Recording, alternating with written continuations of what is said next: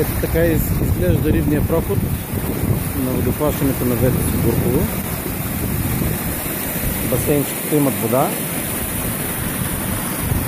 но като гледам има и клечки запречени, а да не говорим за последния, който се вижда, че има шума и клечкорваци. Това означава, че за да мине някаква риба, ще се набие в сумата и странаци.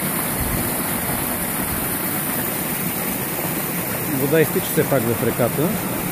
Единственият проблем е много високия пад на рибния проход. Все едно само дето го има. Вижда се, че има и четка, за която за чистене на листа.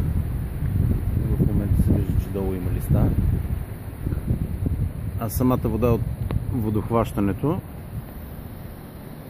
е замръзнала.